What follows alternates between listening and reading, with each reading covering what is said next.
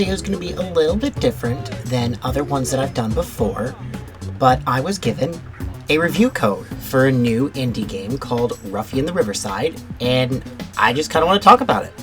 This isn't like a proper review, but it's like my first impressions based on the first couple of hours of the game. Ruffy and the Riverside is a game that I've been following for a number of years now on Twitter. I've been watching little snippets of it here and there, and it just, I don't know, there's something about the art style that really grabbed my attention. It's like Paper Mario meets a platformer, and I love Paper Mario, and I love platformers. So this game was totally made with people like me in mind. So I've been playing it for the last few hours now, and I decided that I would just kind of give my general impressions on it after playing about, I'd say I put about 3 hours into the game. Only enough to get through the first main, quote-unquote, dungeon of the game, so to speak. But anyways, let's talk about this game. So, Ruffy and the Riverside is a game where you play as this adorable Tanuki, I want to say he is, named Ruffy. And he has a friend who's a bee named Pip, and he works with this guy named Master Quinn, and he has this really neat power where he can take things and swap them. And that's the main thing this game has going for it. So, by using the triggers, you can basically take any texture in the world, as long as it is something that you can grab. And then you can take it, and then you can go to something else, and you can replace the texture with the one that you grabbed. So like in the tutorial, they have you turn a waterfall into a bunch of leaves so that you can climb up it. And then in the opening area of the game, you're swapping paintings. I didn't realize just how far the depth of this actually went. So there were times when I was actually forgetting that I could use this ability, and I was complicating things for myself. So like there was this part in one of the early game islands, and Ruffy can't swim. So Ruffy will float in the water for about, I want to say, 5 seconds before he'll drown. And you can't jump out of water, so you have to get to the shore or you're gonna drown. And so that creates some complications. So there was this island off in the distance, and I needed to get to it, and I didn't quite understand how I was supposed to get there. But there were these pillars in the water made of stone, and they were kind of angled in a way that I thought I could land on them. And like you can use Pip, your partner, the bee, to float. And so I just float over there, right? And I keep slipping off and drowning, and I'm like, what am I doing wrong here? And then that's when it clicks with me. Maybe I can swap the texture of the rock. So I'm like, what do I do here? And then it clicks with me. Wood. So I pick up the wood texture, and I throw it at the pillar, and the pillar turns from stone to wood.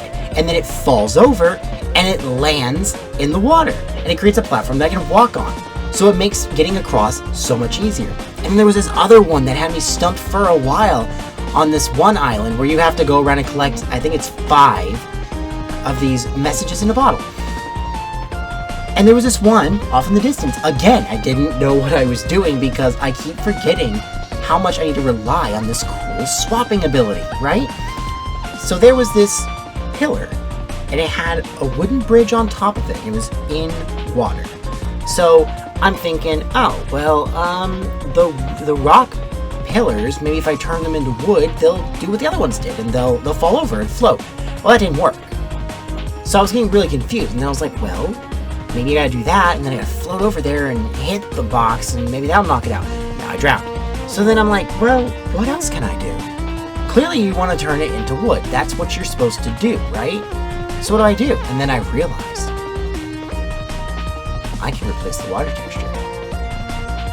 So I find lava, and I turn the water into lava, and it burns the wooden pillar, and then it turns it into a ramp so that I can get up to the message in the bottle.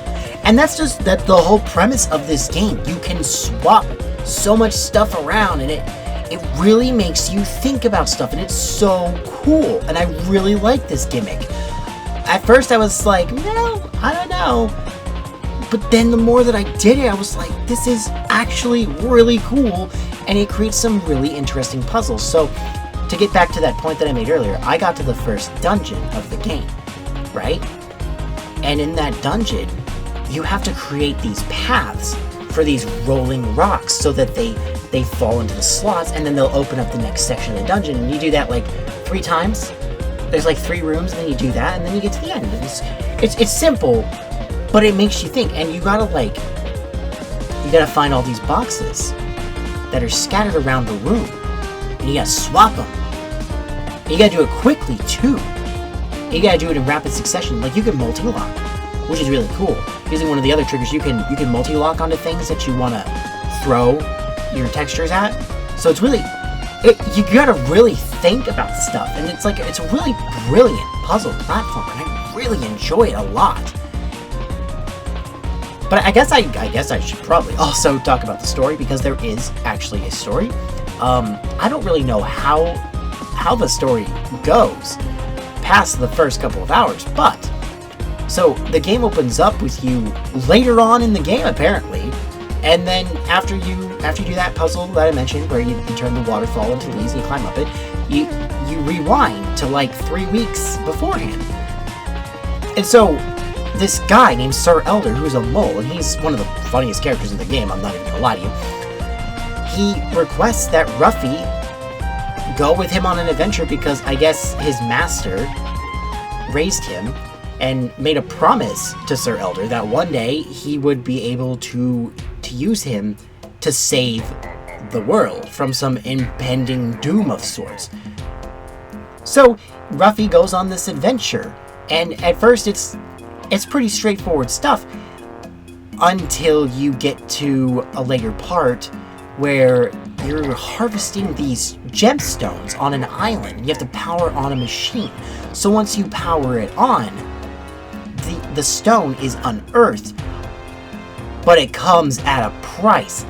It shoots this vortex into the sky, and it opens up this other realm, and it summons these dark cubes that are called Groll. And it's like some sort of divine being that was sealed away a long time ago, and he's come back, and he stole all the stones. And because he stole all of the stones, there was a chain reaction. And so, it took the letters of Riverside, and it turned a lot of creatures evil. But that's the thing, the letters of Riverside, which are kind of like presented like the Hollywood sign, which is really cool, they are your main collectible of the game that you need to go after.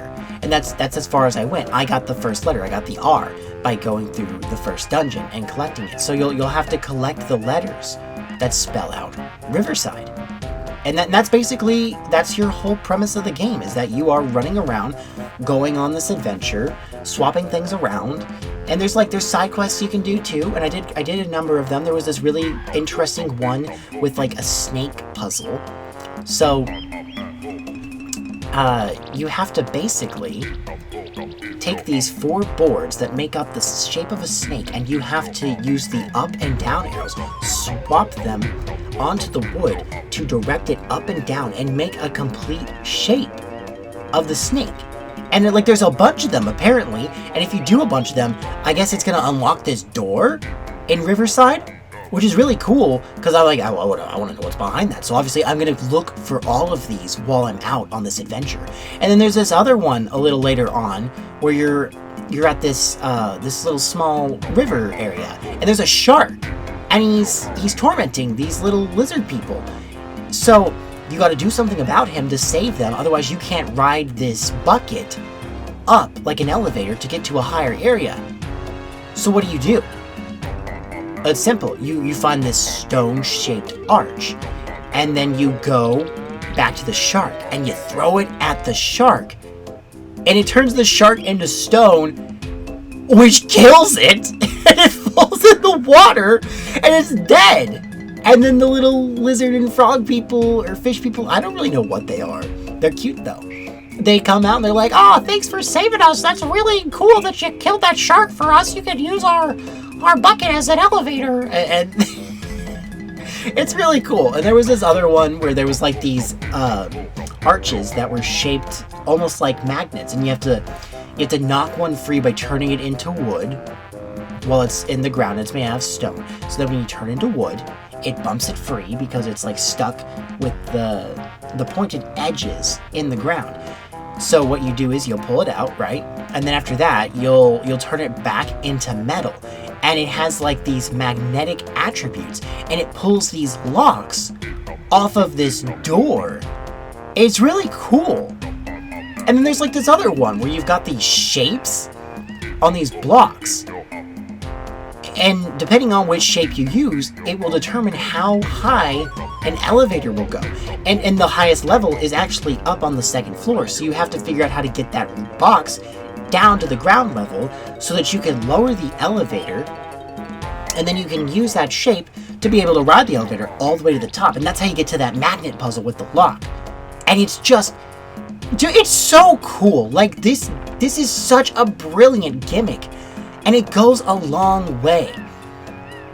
But there's like also really cool little platforming challenges too, where you're like jumping over these spinning fire wheels that lead you into the dungeon, and then like you'll raise the water, and you'll have to jump on these platforms that are small and glide over them without falling in the water, because again, Ruffy can't swim. So you gotta be careful. And this is just like, all this platforming challenges and stuff, this is all within the first main area. And then there's this really cool temple area where you gotta like climb up the different layers of it on the outside and dodge all of these like spikes and these rolling rocks and stuff. And then there's like these tiki heads that'll slide down, and you gotta go up every layer, and you gotta do it quickly and carefully. And then you get to the top and you gotta fight a bunch of enemies to like get all these rocks that have spikes on them out of the way, just so you can get inside the dungeon. And it's so cool. And then there's like this really cool puzzle where you gotta roll around on these wheels, and you gotta make the symbol appear just so that you can push buttons to get you into the first dungeon. And this game is so unique and so cool, and I want to keep playing it. I've been having a really good time playing this game, and I'm gonna have a really good time playing it on my Steam Deck too. Listen, Ruffy and the Riverside comes out June 26th. It's going to be on all platforms. It's going to be on PC, PlayStation, Switch, Xbox, and it's only $19.99 USD. It is so worth the price. I think this game is fantastic, and if you're looking for a really cool puzzle platformer that will itch that brain, then Ruffy and the Riverside is definitely a game that you want to play.